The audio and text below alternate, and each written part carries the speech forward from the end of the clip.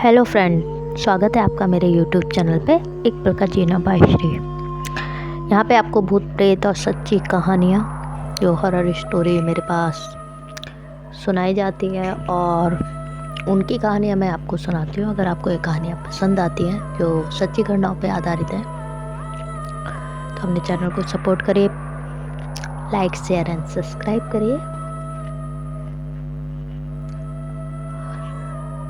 कई लोग बोलते हैं कि ये चीज़ें नहीं होती हैं, अपना अपना मानना है। यहाँ तक कि हनुमान चालीसा में भी एक लाइन है जिसमें बोला गया भूत पिशाच निकट नहीं आवे, महावीर जब नाम सुनो। तो उस टाइम का है ना जब हमारे भगवान वो करते थे। तो और सुना भी होगा कि शिव जी के गण भी भूत प्रेत हैं, शमशानवासी हैं शिव जी। तांत्रिक विद्या ये सब चीज़ें अभी दिवाली के उपरांत ये सब चीज़ें बहुत होती है। ब्लैक मैजिक, तांत्रिक विद्या ये सब चीज़ें पशु पक्षियों पर भी की जाती है। तीतर हुआ, उल्लू हुआ, बिल्ली हुई, इनफैक्ट इन पे सबसे ज़्यादा ये क्रियाएं की जाती हैं। एंड तांत्रिक सबसे बड़ा रावण था जिन्होंने तांत्रिक विद्या महादेव से सीखी थी। उसकी माँ भी बहुत बड़ी वो थी, ज्ञानी भी बोला जाता है, वो तांत्रिक विद्या भी बहुत जानता था। तो ये सब चीज़ें तो होती हैं और जिसके साथ घटा होता है वो इन चीज़ों को मान जाता है। पर मैं ये नहीं कह रही हूँ कि आप नहीं मान रहे हो तो आपके साथ एक घटना चाहिए तभी आप मानोगे, ऐसा नहीं है। कुछ चीज़ें ऐसी होती है ना कि जिसके ग्रह कम होते हैं उन पे ये चीज़ें हावी हो जाती है। एनीवे जो भी है, तो चलो कहानी शुरू करते हैं। ये कहानी उत्तराखंड के ही किसी के साथ घटी है जिन्होंने मुझे बताई है और शब्द उनके हैं, आवाज़ मेरी है, सच्ची घटना पे है। तो कोशिश करूँगी कि मैं आपको सब समझा पाऊँ, सुना पाऊँ जो उनके साथ घटा है। पहाड़ों में घूमना किसे पसंद नहीं आता है, कौन नहीं चाहेगा कि अपने घर से दूर किसी पहाड़ी में एक कैंप लगाकर रात भर आग जलाकर बस पूरी रात ठंडी में गाने का लुत्फ उठाते हुए बिताए। मगर हर किसी को लुत्फ ही लुत्फ नहीं मिलता। हरीश और विपुल दोनों ही बाइकर बैंगलोर में काम करते करते उब जाते हैं और फिर कंपनी में 1 महीने की छुट्टी के लिए आवेदन दे देते हैं। अपने अपने बाइक के साथ निकल चलते हैं ऋषिकेश के लिए। पूरे 2 दिन तक लगातार बाइक चलाते हुए दोनों ऋषिकेश में जाकर एक रात रुकते हैं। अगली सुबह वहाँ से नारकंडा के लिए निकल जाते हैं। नारकंडा पहुँचने में उनको लगभग शाम हो गई।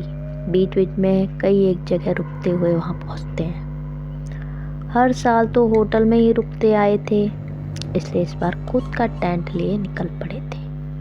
कुछ नया करने की चाहत थी, इसलिए वहाँ की आबो हवा में खुली आसमान के नीचे रुकना चाहते थे। यूट्यूब पर अपने चैनल की वजह से दोनों ही काफ़ी प्रसिद्ध थे। पूरे रास्ते का विवरण देना और फिर वहाँ से हर एक रास्ते में आने वाली दिक्कतों का ब्यौरा देना वगैरह वगैरह, जैसे कि हर यूट्यूबर देता है जो ब्लॉग बनाते हैं। होता है अपना अपना, तो आप लोग समझ ही चुके होंगे। अंधेरा होने से पहले दोनों नारकंडा तो नहीं पहुंच पाते, मगर नारकंडा से लगभग 25 किलोमीटर दूर पर ही उन्होंने रुकने का फैसला किया। दोनों ने बाइक वहीं लगाकर अपने टेंट लगाए।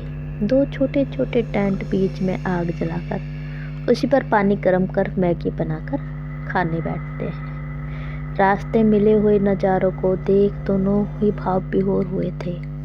दिसंबर का महीना और बर्फ ही बर्फ पूरे पहाड़ों पर सफ़ेद चादर के होने जैसा लगता। दोनों ही वीडियो बनाते हुए कुछ गाने गाने लगते। फिर रम की बोतल निकाल दोनों ठंडी भगाने के लिए रम पीते हैं। खाने पीने के बाद दोनों ही अपने अपने टेंट में चले जाते हैं। पूरी रात की रिकॉर्डिंग को कैमरे में कैद करने के लिए एक कैमरे को लगा दिया जाता है बाहर। अपने टेंट में बुक लैंप लगाकर किताब पढ़ते रहते हैं। सुबह का इंतज़ार दोनों को ही था, क्योंकि जिस जगह उन्होंने कैंप लगाया था वो शहर बस्तियों से काफ़ी दूर पहाड़ी पर था। सुबह में कैसा नज़ारा होगा इसका कौतूहल दोनों के अंदर था। बाहर में जलती हुई आग इतनी थी कि उसकी रोशनी टेंट के भीतर से समझ आ रही थी। वहाँ का तापमान गिरते गिरते 7 डिग्री तक पहुँच गया। खुद को पूरी तरह से लपेटे हुए दोनों टेंट में खुद को लॉक किए हुए थे। रात में उठना ना पड़े इसलिए पहले से सारे इंतजाम दोनों ने कर लिए थे। जलती हुई आग तो ख़त्म हुई, वहाँ रखी हुई इमरजेंसी लाइट की रोशनी से टेंट के भीतर से समझ आ रही थी। एकदम से हरीश को अपना नाम सुनाई दिया, मानो विपुल ने आवाज़ दिया हो। हरीश ने देखा तो उसके टेंट के बाहर कोई एक परछाई खड़ी थी। परछाई से इतना तो समझ आ रहा था कि विपुल नहीं है। खैर 3 बार आवाज़ दी गई और उसके बाद वह परछाई वहाँ से चली गई। हरीश ने डर के मारे आज टेंट खोला ही नहीं। उस परछाई के जाने के बाद हरीश अपने टेंट से विपुल को आवाज़ लगाता है, पर हवा तेज होने की वजह से विपुल को सुनाई नहीं देता है। हरीश को हिम्मत ना होती है कि इतनी रात में बाहर निकल सके, इसलिए अपने टेंट में ही बैठा रहता है। किताब पढ़ते पढ़ते जाने कब नींद आ जाती है। सुबह के उजाले के साथ ही दोनों टेंट से बाहर निकलते हैं। विपुल इतनी रात को टेंट से बाहर क्या कर रहा था? मुझे आवाज़ क्यों दे रहा था? हरीश यही तो मैं तुझे पूछने वाला था कि आवाज़ क्यों दे रहा था तू? तो सीधा टेंट में आ सकता था। विपुल नहीं, मैं तो सो गया था, बाहर ही नहीं निकला था। आज दोनों को आज एक बात समझ तो आई थी कि रात को उस जगह पर उन दोनों के सिवा कोई और था जो उन्हें पुकार रहा था। पहाड़ों में अक्सर ये बातें होती रहती हैं। रात के टाइम किसी सुंदर स्त्री का मिलना, या किसी का बीड़ी मांगना, या किसी का लिफ्ट मांगना, या पीछे से आवाज़ आना।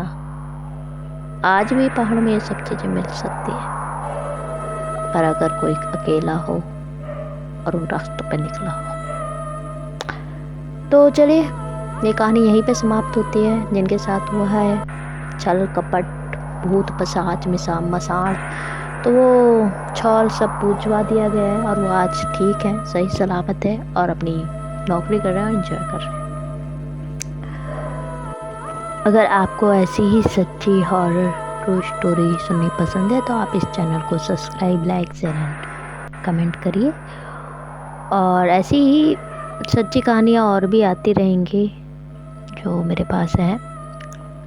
एंड ऐसे ही एक मैम है त्रिशला मैम, जो ये तांत्रिक विद्या और कहानियों पे काफ़ी अच्छी रिसर्च और थीसिस लिखी हैं। तो थैंक यू सो मच। हरे कृष्णा, शुभ रात्रि। कल फिर मिलते एक नई कहानी के साथ।